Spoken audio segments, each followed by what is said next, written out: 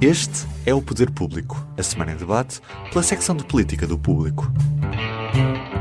São José Almeida, Maria Lopes, Leonete Botelho. Eu sou a Sónia Sapaz e este é o Poder Público. Passaram 9 dias desde que o Primeiro-Ministro apresentou a demissão e, apesar de parecer que andamos todos há mais de uma semana a falar sobre o mesmo assunto, a verdade é que a questão se tem subdesenvolvido em microtemas e eu acredito que vão continuar a alimentar a discussão dos próximos meses, não dias, mas meses. Um desses microtemas é a sucessão no PS, outros são as gafes no processo judicial, o outro é o calendário político, que vai ser mais lento do que todos esperávamos, ou do que seria de esperar. Enfim, o governo vai estar em plenas funções até meados de dezembro, mais ou menos. As eleições são a 10 de março e só depois disso é que vamos ter uma nova equipa, ou pelo menos é que vamos ter um partido vencedor das eleições. Ew, gotta get rid of this old Backstreet Boys t-shirt. Tell me why. Because it stinks, boys. Tell me why. I've washed it so many times, but the odor won't come out. Tell me why. No, you tell me why I can't get rid of this odor. Have you tried Downy Rinse and Refresh? It doesn't just cover up odors, it helps remove them. Wow, it worked, guys. Yeah. Downy Rinse and Refresh removes more odor in one wash than the leading value detergent in 3 washes. Find it wherever you buy laundry products. Hoje gostava de falar um bocadinho sobre o impacto político que isso pode ter, mas sem dúvida que preferia começar pelo ponto mais quente de todos, que é a Operação Influencer, e a forma como tudo evoluiu desde o dia das buscas. E São José, eu começava por ti, porque tu no sábado escreveste que assistimos a um golpe de Estado do Ministério Público. É uma afirmação forte que foi secundada por gente do PS e do PSD. O que é que te levou a tirar essa conclusão antes? E este antes é importante porque é antes de se conhecerem os erros processuais. Bom, eu não digo, o que eu escrevo não é taxativamente que foi um golpe de Estado do Ministério Público. O que eu digo é que poderá informar um golpe de Estado judiciário a um governo de maioria absoluta na Assembleia da República democraticamente eleita, no caso de se vir a provar no futuro que não há nada que implique o Primeiro-Ministro. Ou seja, o Primeiro-Ministro estava a ser investigado. Certo, tem que ser investigado se há indícios para ser investigado. O que começa por não ser normal é, a propósito de um comunicado sobre arguidos do processo e detidos do processo, vir lá no fim, lateralmente, estilo, by the way, como se fosse nós uma estamos nota também de rodapé. a pensar abrir, ou nem dizia na altura que já estava aberto, pelo Supremo, uma investigação sobre escutas de António Costa. Ora, eu não sei o que está nessas escutas. As outras escutas a gente já conhece, sabe os erros, tudo bem, e sabe até que o juiz de instrução teve uma posição mais branda. Muito mais branda do que me pedia o Ministério Público. E, nomeadamente, há coisas que eu acho que, por exemplo, era ridículo quererem acusar de favorecimento um presidente de uma Câmara de Sines que recebe 5.000 euros para o festival de apoio ao Festival da Música do Mundo. Então, se por contrapartidas destas para o município há crime, vamos ter que prender todos os presidentes da Câmara do país. Bom, porque todas estas coisas há sempre contrapartidas para o Conselho. Portanto, o que eu penso, não sei se por ignorância do que é a política, por ligeireza de investigação, avançou-se com uma informação que levou à queda de um primeiro-ministro, à demissão de um primeiro-ministro, que nós não sabemos se na realidade em que é que isto tudo vai dar. E se isto der em nada, mesmo que inconscientemente, o que se passou foi um golpe de Estado. Pronto. Um outro aspecto. Parecia eu, na que minha tu já posição, estavas a antever que não ia, que ia haver aqueles erros. Pronto, mas olha que para mim, Sim. é assim, eu custa-me a acreditar que um político como o Costa tenha conversas ao telefone que o impliquem em vigarices e em crimes. Custa-me a acreditar, mas pronto. Mas a gente já viu muita coisa neste mundo, portanto, vamos esperar para ver o que é que de facto está no Supremo. Mas há uma coisa que eu também penso, e eu disse-o aqui na redação, até antes do comunicado sair, naquela terça-feira das buscas, 7 de novembro, quando veio a notícia que o Vítor Scária estava detido, eu durante 9 anos, sempre disse que o Costa não se demitia. Perante isto, António Costa vai demitir-se. Disseste-me isso a mim, Disse a ti, concretamente. disse à Leonete, e quando toda a gente achava ainda, não se demitam. O chefe de gabinete estar detido, meus amigos, um chefe de gabinete tem mais poder do que muitos ministros. E, portanto, era óbvio que aquilo implicava no coração do poder de António Costa. Agora, isso é uma coisa.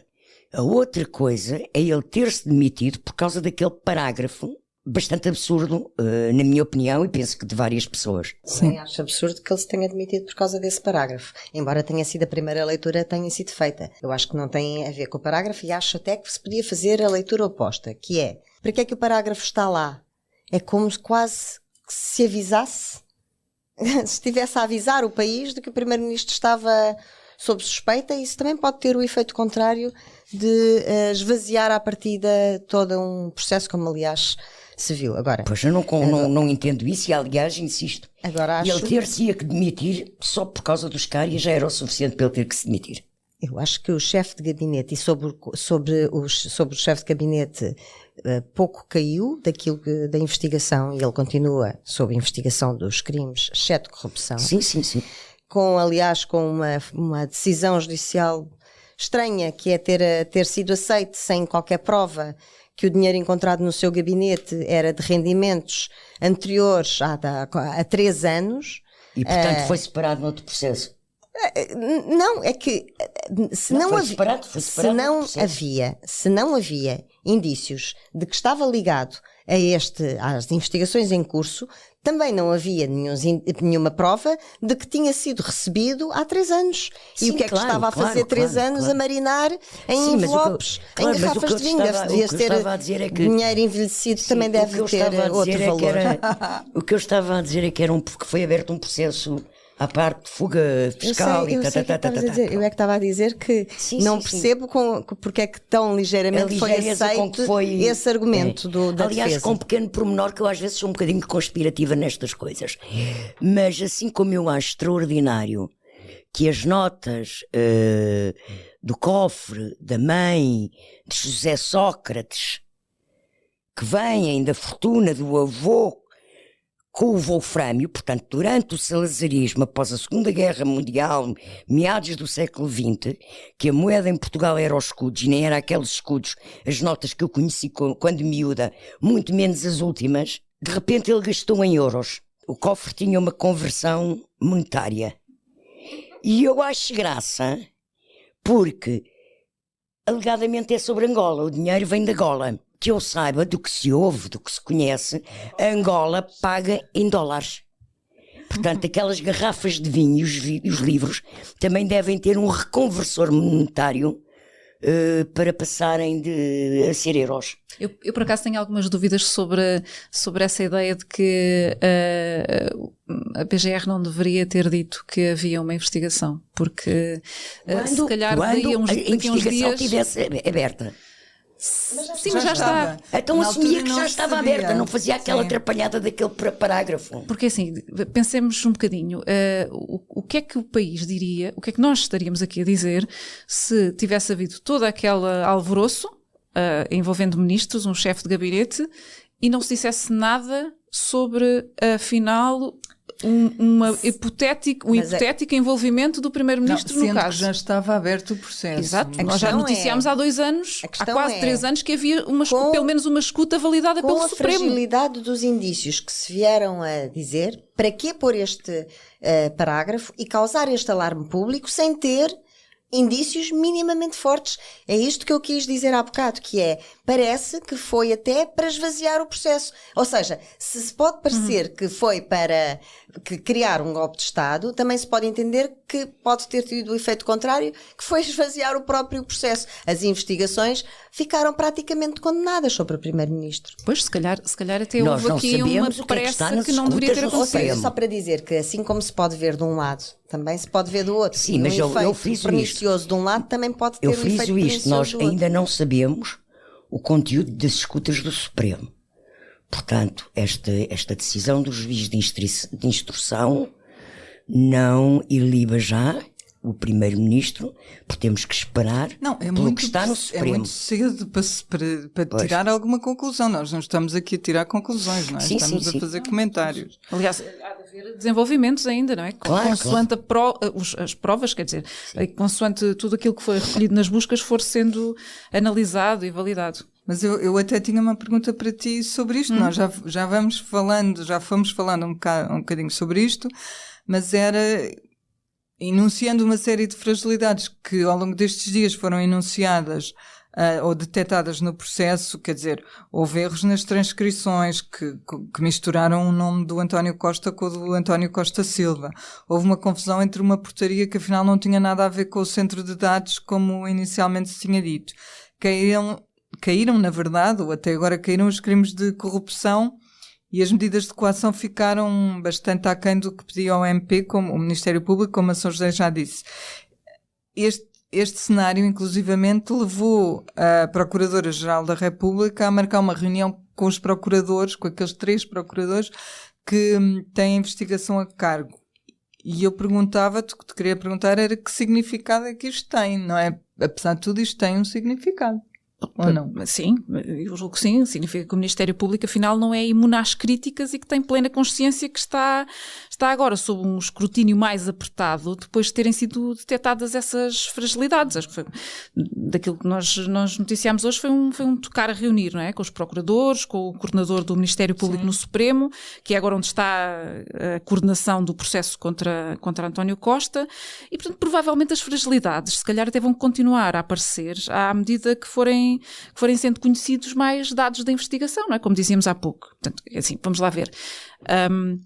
Esta área de corrupção, do tráfico de influências, não é uma investigação fácil, não é? E muito menos de prova fácil. Muita da argumentação baseia-se em indícios, neste caso, indícios de pressão. Afinal, o que é que no fundo é uma pressão ou uma influência? Muitas vezes depende da linguagem que se usa nas escutas e também do resultado, obviamente, do resultado que se obtém, não é? Dessas pressões e dessas influências sobre as pessoas. Mas a interpretação daquilo que um juiz ouve ou lê, porque é na transcrição também, a linguagem e essas conclusões dependem muito da interpretação que o juiz de instrução criminal fizer das frases que os arguidos disseram, não é?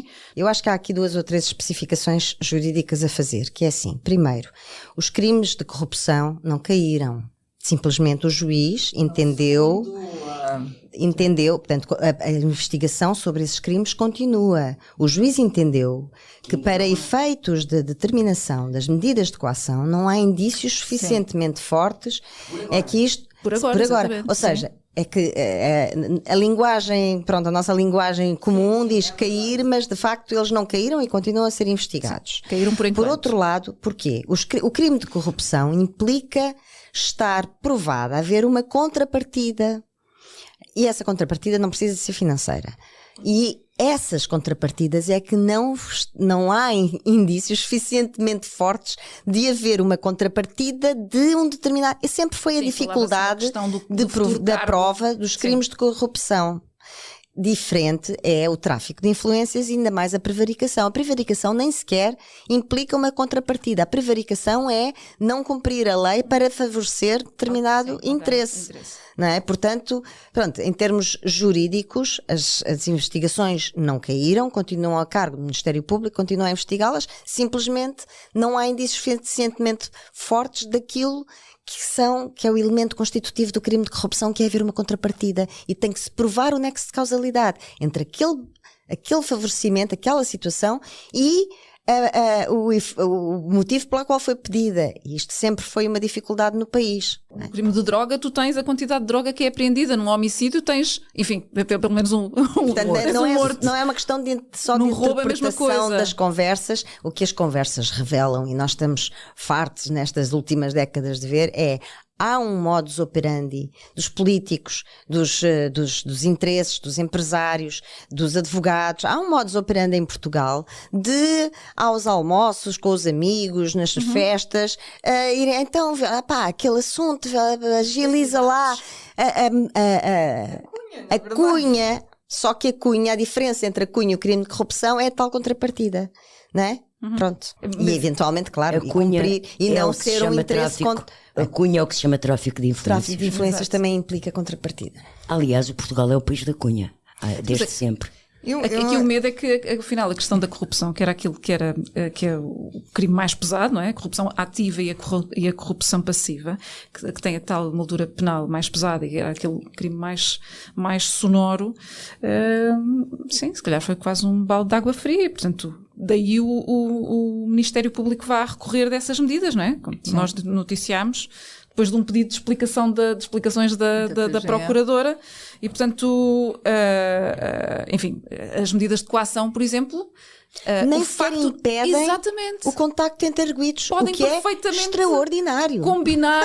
Combinar estratégias à vontade, podem-se juntar Exatamente. todos, que é daquelas medidas, se calhar mais básicas que costumam existir e que não aconteceu. Agora, eu acho é que este toque a rebate no Ministério Público é um cerrar de fileiras, não é? Para os tempos que aí vêm também até de campanha eleitoral e que não vão ser fáceis para o próprio Ministério Público, porque estas fragilidades minam um bocadinho a confiança na justiça, porque não é? eles já sofreram ataques na última semana e podem imaginar o que vem aí a seguir, não é? Sim, afinal houve detidos, houve um país em alvoroço, houve a queda de um governo, não é? Portanto, eu julgo que o Ministério Público será obviamente um dos alvos de ataque dos socialistas, se calhar mesmo que indiretos, até porque, mas acho que não haverá dúvidas disso. A direita então também vai dizer que isto é mesmo preciso uma reforma da justiça. E no PS, enfim, Pedro Nuno Santos já disse que o PS não vai passar os próximos 4 meses a falar do processo judicial, mas se calhar não passa diretamente, mas se calhar passará indiretamente. Uma crítica à comunicação do Primeiro-Ministro no sábado, não é? Que se ele passa 4 meses a fazer comunicações ao país... e a falar no maldito comunicado. Leonete, eu agora virava um bocadinho a agulha. O tema é sempre o mesmo, apesar das coisas mudarem muito. O PS já conheceu 2 candidatos à sucessão deste sábado, nós já o esperávamos, na semana passada já falámos aqui sobre isso, e o que te queria perguntar é se as apresentações confirmaram o que nós até falámos aqui sobre os dois, que ia haver 2 PS que estavam representados em Zé Luís Carneiro e em Pedro Nuno Santos. Sim, há algum baralhar desses dados. Aquilo que à partida poderia parecer que era o facto de José Luís Carneiro reunir os chamados moderados, aqueles que se opuseram à geringonça. Isso não aconteceu tão linearmente como se esperava. Houve um almoço de moderados no domingo em Cantanhede, liderados por Álvaro Beleza, onde, desde logo, Francisco Assis, que participava normalmente nesses almoços, fez logo saber que não ia e depois apareceu ao lado de Pedro Nuno Santos na apresentação da candidatura. Portanto, é de facto uma lança em África para Pedro Nuno Santos, que quer agora aparecer como o candidato da unanimidade no partido. Portanto, os moderados dividiram-se, decidiram não manifestar apoios coletivamente, dividem-se. Depois começa a haver alguns nomes bastante pesos pesados do costismo, do PS de António Costa, a apresentarem o seu apoio a José Luís Carneiro. Santos Silva era previsível, porque sempre se soube que estaria num campo oposto, até pelo entendimento estratégico nacional das grandes opções, como o pagamento da dívida, como as alianças à esquerda, etc. Fernando Medina, para mim é uma surpresa que esteja com José Luís Carneiro, Vieira da Silva, portanto... Também. Exatamente, portanto há aqui, não é aquela divisão tão linear como se supunha. Bom, enfim, Claro que também está à vista que os apoios maioritários do aparelho estão com Pedro Nuno Santos, das distritais, que têm muita influência no voto do militante, que é um voto individual, mas todos nós sabemos que, enfim, há influências, para dizer o menos, e portanto parece haver à partida uma grande diferença de forças entre um candidato e outro. Mas de facto o que mais me surpreendeu foi, por um lado, ver Francisco Assis ao lado de Pedro Nuno, e por outro Fernando Medina, e estes nomes mais próximos de António Costa do lado de José Luís Carneiro. Só José, eu para ti tinha uma pergunta sobre isso, que é, de facto, já vários socialistas, como a Leonete explicou, manifestaram o seu apoio a um e outro. Tu tiveste alguma surpresa? No meu caso, a minha maior surpresa foi Francisco Assis. Eu até agora a única surpresa que tenho é Francisco Assis. Pois. O resto era mais ou menos previsível. Augusto Santos Silva, em todos os congressos, defendeu sempre as posições de Costa contra Pedro Nuno Santos, em artigos de opinião no Público, que polemizaram até em 2018, uma série de artigos. Não, nos congressos de 2018. Não, nas moções, eu lembro-me disso. De estratégia, não é só agora da dívida, agora, é desde 2018.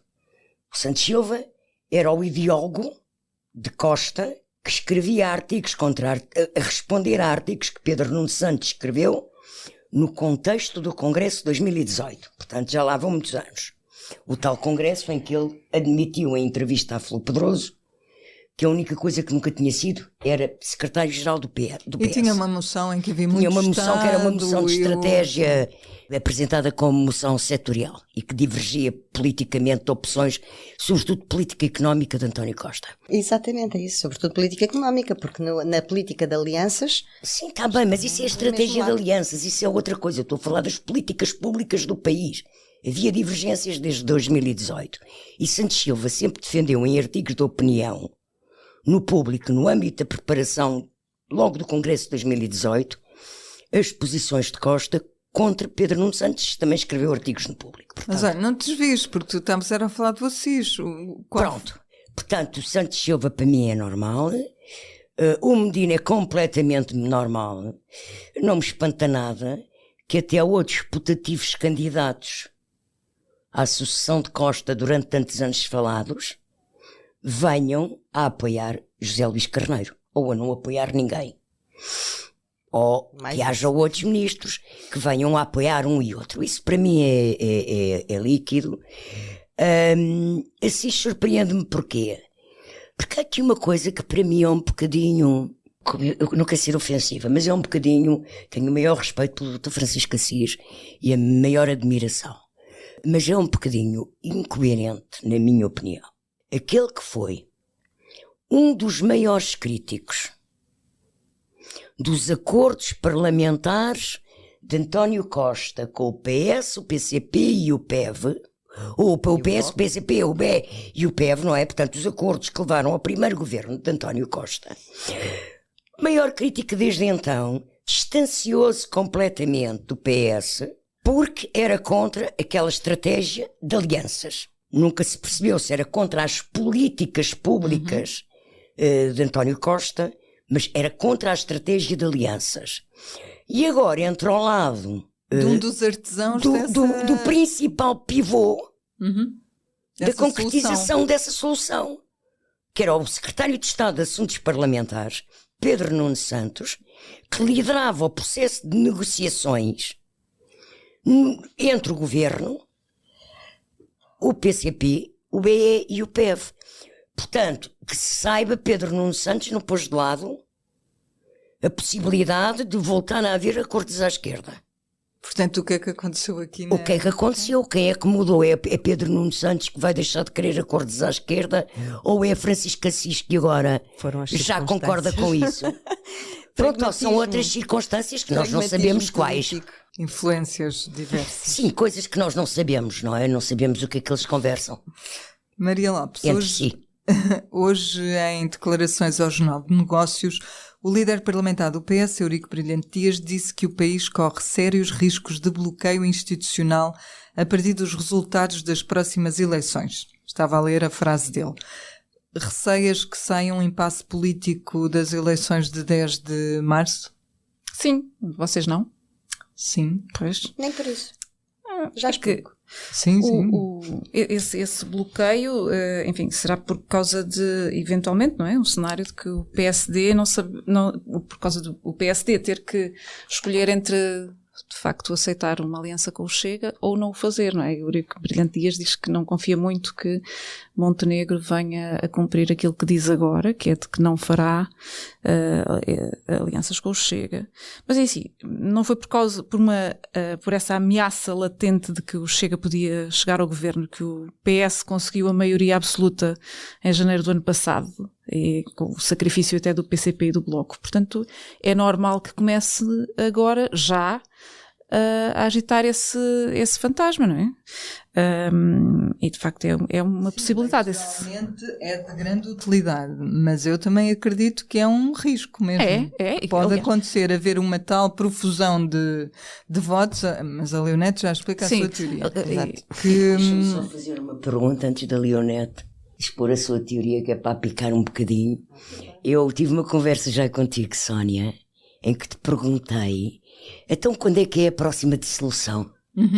Em 25? Tu dizias que era depois das autárquicas. Mas é assim, portanto, a instabilidade vai estar instalada. Mas aquilo que Eurico Brilhante Dias diz hoje é, na prática, a confirmação do que António Costa disse 2 horas ou 3 depois do Presidente da República anunciar, não é? Ele simplesmente pôs toda a responsabilidade no Presidente da República. Ele disse, bom, eu tinha uma outra solução, não é? Uma solução para um outro governo, e foi o Sr. Presidente que tomou sozinho essa decisão. E era o grande pânico de Marcelo, a instabilidade, não era?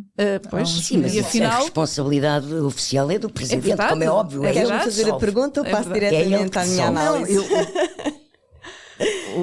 Mas está tudo relacionado, Está tudo portanto relacionado, fala. não é? Eu ia-te perguntar Aquilo que eu sobre ia- as maiorias que antevês, Exatamente. mas a questão é esta. Vamos lá ver. António Costa chegou ao poder sem ganhar eleições. Toda a gente sabe isso. E durante 2 ou 3 anos, para não dizer 4, durante todo esse tempo, nós, os comentadores e os partidos da oposição disseram vai cair, vai cair, vai cair. Não caiu. O governo, o primeiro-ministro que liderava o partido, que não ganhou as eleições, governou 4 anos com um Sem acordo à interrupção. esquerda. É verdade. Depois fomos a eleições normais, no calendário normal, e não saiu daí um governo de maioria absoluta. E o governo não fez nenhum acordo, nem à esquerda, nem à direita. E caiu. ter ganho as eleições. Apesar do seu partido ter ganho as eleições. E, portanto, não fez. E ninguém ficou, naquela altura, assustado com o cenário de ingovernabilidade.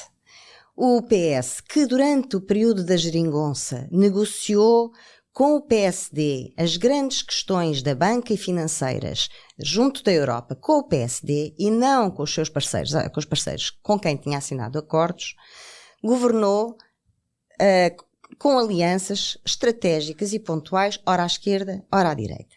Depois não conseguiu convencer os seus parceiros da antiga coligação, quando ganhou as eleições e não teve maioria absoluta, viu chumbado o orçamento. Depois ganhou uma maioria absoluta. E a maioria absoluta, que ao fim, portanto, tomou posse em 30 de março, e em junho ou julho teve a sua primeira grande crise com uma questão protagonizada por Pedro Nuno Santos e um despacho sobre a localização do novo aeroporto.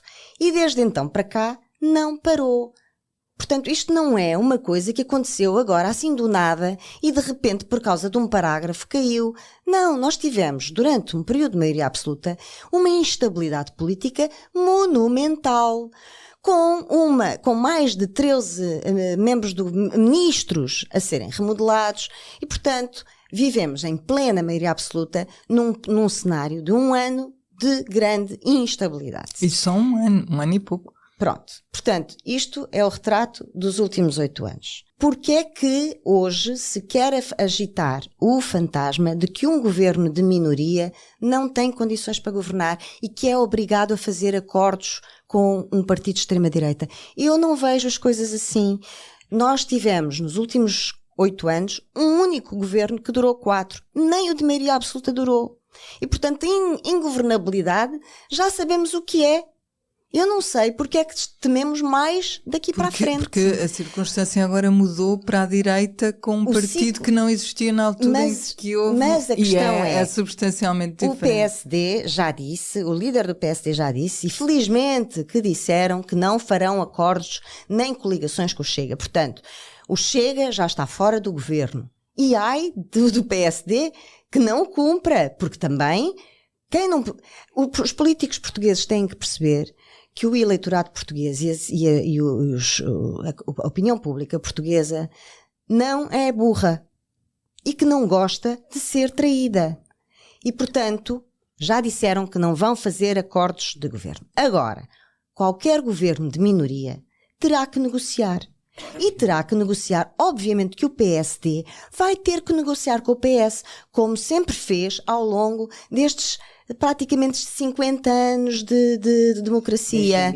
E, portanto... Um dado a isso que estás a dizer, que além disto que ela está a dizer é óbvio, há um candidato à liderança do PS, José Luís Carneiro, que já deu uma entrevista em que assume que viabiliza um governo do PSD, porque não será por ele que o Chega será poder. Num período de grande conflitualidade, que foi quando António Costa tomou o poder, no sentido que fez aquelas alianças que lhe permitiram chegar, mesmo assim, com toda aquela conflitualidade, foi com o Passos Coelho que Costa conseguiu os acordos para resolver os problemas da banca e os problemas financeiros junto da União Europeia. Não foi com o PS, com o PCP, e depois com o Rio, não foi com o PCP, não foi com o Bloco. E, portanto... E depois fez acordos com o Rio também. Aquilo que é...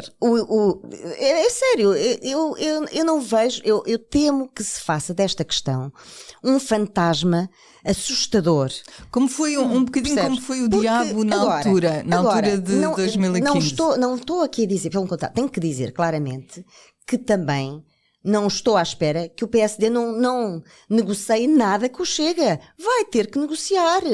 Bom, vai ter que no negociar. Parlamento vai ter depender que negociar muita coisa. Com muita gente. E vai ter que negociar. Agora, eles também têm alguns pontos programáticos em comum. Aliás, o Chega é um filho bastardo do PSD e que levou algumas das suas linhas ideológicas, radicalizando-as, mas levou. E, portanto, assim como fizeram nos Açores, embora nos Açores tenham feito um acordo para sustentar o governo, coisa que não vai acontecer aqui, é claro que vamos ver negociações do PSD se chegar a ser governo com o Chega, vamos ver sobretudo nos apoios sociais, vamos ver nas questões sociais algumas negociações de que vamos todas estar aqui a falar nos podcasts num cenário em que isso aconteça, aqui a bradar aos céus, meu Deus, o que é que estão a fazer? Mas isso parece-me inevitável. Agora, não acho que venha aí o diabo, sinceramente. Mas nos Açores tens uma instabilidade constante, sobre não é? o diabo hoje. Estava a dizer, não acho. Agora, também não me parece, quer dizer, não sou nenhuma anjinha e nenhuma. Também acho que corremos um grave risco de dos aumentos de radicalismo no Parlamento, e se nestes últimos 2 anos já tentaram fazer do Parlamento uma taberna, temos o pior daqui para a frente. E, portanto, isso não vai ser bonito. Não vai ser bonito. Vamos avançando. A minha pergunta, que é, fazem-se apostas sobre quando é a próxima dissolução. A próxima a seguir Embora é esta. eu ache, e concordo, que o PSD e o PS podem ter vários entendimentos, de forma a suportar um governo, quer um, quer do outro, sem envolver os extremos. Sim, sobretudo mas porque mesmo assim, o país mesmo já não assim, suporta muito essa mesmo brincadeira. mesmo assim. Tens que aprovar orçamentos todos os anos, não é? Tudo. Sim. E aprovas todos os anos. Bom, vamos já vai longo, vamos finalmente aos nossos públicos e notórios. Posso começar por ti, Leonete? Sim, eu confesso que na altura não vi, mas que vi no fim de semana aquela deslocação noturna, o passeio noturno de Marcelo Rebelo de Sousa ao Largo dos Távoras, na noite em que tinha acabado de ser pedida admissão pelo Primeiro-Ministro, e claro, eu imagino que se Marcelo Rebelo de Sousa pudesse voltar aos tempos em que dirigia o Expresso, teria feito como manchete o azar dos Távoras para António Costa. Mas pronto, ele teve que distorcer um bocadinho porque é que o chão foi salgado na altura, e isto tem a ver com outras questões, nomeadamente é para não crescer nada ali, não é para que não se construa nada. Está escrito na lápide. Não crescer nada da terra, não é? É para isto que se põe sal na terra. Mas quer dizer, é de uma ironia muito pouco subtil ele fazer aquele passeio noturno naquela noite, porque o azar, neste caso, é do país. Pois, o azar é do país, nesse caso, mas eu acho que de facto a questão do azar dos Távoras anda por aí a pairar, porque anteontem, dia 14 de novembro, o senhor Eduardo Vítor Rodrigues, presidente da Câmara de Vila Nova de Gaia, perdeu o mandato e foi condenado ao pagamento de uma multa de 8.400 euros por usar para fins privados, dele e da mulher, um veículo elétrico que o município tinha contratado, alugado, e portanto há provas, há testemunhas, Há que a fotos. senhora passeava no carro, que o senhor também passeava no carro, e de facto isto anda tudo ligado, porque é que de facto isto não é propriamente corrupção, isto é peculato, mas é abuso de poder. E tem tudo a ver com este caldo de cultura que existe neste país, de que as pessoas, a certa altura, ou algumas pessoas, a certa altura do exercício do poder, sobe-lhes qualquer coisa à cabeça. Sobe-lhes qualquer coisa à cabeça e acham que podem fazer tudo. Não É é? o sentimento de impunidade. Pá, pronto, quer dizer, é de uma cultura. Há de facto em Portugal uma mentalidade social e política, e não é só política, é social e política, com uma enorme tendência a resvalar em questões de corrupção ou de graus menores de ilícitos, de coisas que não se fazem na gestão do Estado. Que não é ético fazer perante os nossos concidadãos e perante a sociedade. As pessoas têm que começar a ter um bocadinho dos alqueires bem medidos sobre o que podem e não podem fazer. Há limites para a parvoíce. Há limites para a parvoíce. Este senhor, ainda por cima, é presidente de uma federação do PS. Do PS Porto. Na véspera de perder o mandato, estava sentado na Assembleia do Largo do Rato, em que Pedro Nuno Santos apresentou a candidatura. Entusiasmado, Portanto, olha, aliás. é uma pimba. É. Maria Lopes. Correu, vai demorar a saber se ele vai realmente perder o Está bem, mandato. mas olha, é Sim, mesmo- sim. continuamos enredados, sempre enredados. Exato. Maria. Bom, eu trago o caso do ministro João Costa, aliás, o único ministro que estava também na apresentação do Pedro Nuno Santos na segunda-feira, em que foi o próprio governo que anunciou que o ministro foi eleito o presidente do Comitê de Políticas Educativas da OCDE, um mandato que se inicia a 1 de janeiro de 2024 e durará até 31 de dezembro de 2026. Enfim, parece que pelo menos um dos membros do governo já arranjou a colocação futura, não é? Sim, É uma isso também vê se o semente. governo ainda estiver em gestão, se é António Costa que vai acumular a educação. Pois, Infraestruturas. atenção, eu não sei se isto é um cargo em exclusividade, portanto, Pois, também não sei. o comunicado do governo não o diz, mas, bom, enfim, pelo menos alguém já tem uma colocação assegurada, ou uma atividade assegurada para Emprego. depois de março, de 10 de Alguns março. irão para as listas eleitorais. Não pedir a ninguém que trate o seu futuro político. Exato. Bom, é isto por mim. Para a semana há mais poder público. Até lá. Adeus, até para a Quinta. semana. Boa semana. O público fica no ouvido.